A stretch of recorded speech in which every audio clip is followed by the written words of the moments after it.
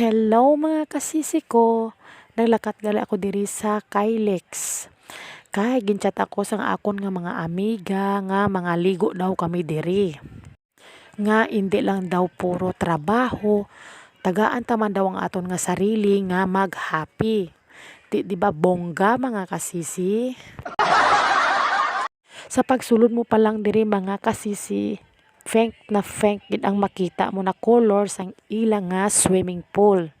Tapos ang una mo pagin nga makita diri nga side ay si Hello Kitty. Diri nga side ana ni siya ka mga bata. Kag ang una nga bata nga akong nakita si Aki. Tapos ano maginakuriit nga siniman?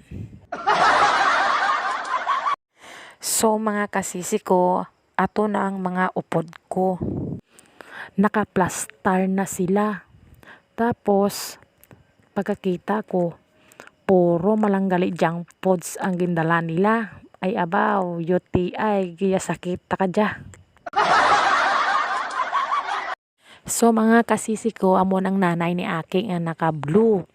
Tapos ako, nagkaon ako dira, kaya gigutom ko, kay wala ako kapamahaw. Nagbalon man ko sang kanon. Maayo man gani mga kasisi ko, nagbalon ako sang kanon.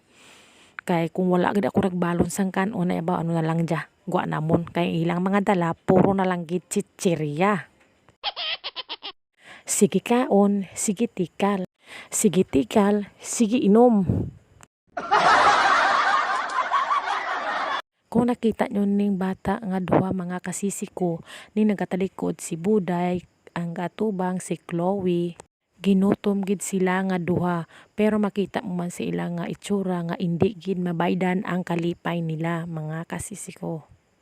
Amo gani ang mga nanay nga bisan mga parahubog pa na sila, pero natagaan gid nila sang time ang ilang mga kabataan para gid sa ikalipay sang tanan. Di ba? Di perfect?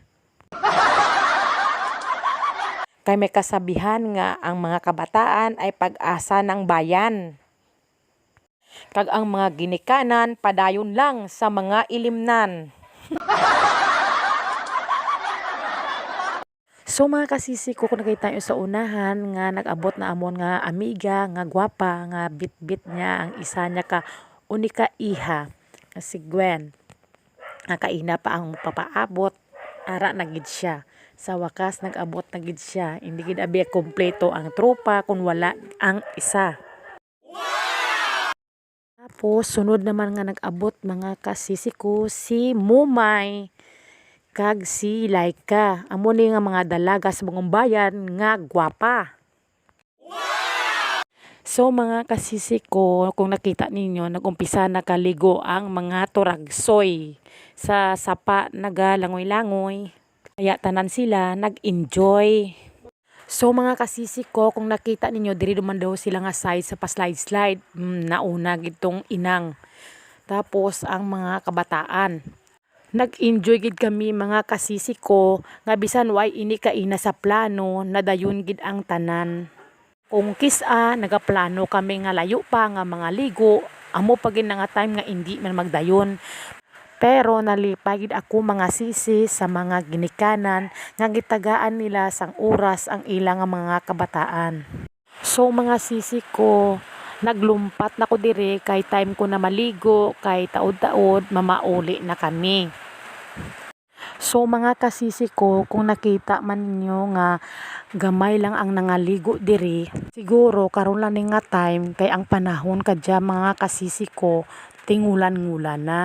Hindi abi nami ang panahon kadya mga kasisi ko. Sa iban gani nagabaha na, maayo lang gani diri sa aton mga kasisi ko. Gaulan siya pero hindi gid kaayo kusog. Kaya mapapa-thank you Lord na lang gid ta sini mga kasisi ko. Kaya thank you Lord.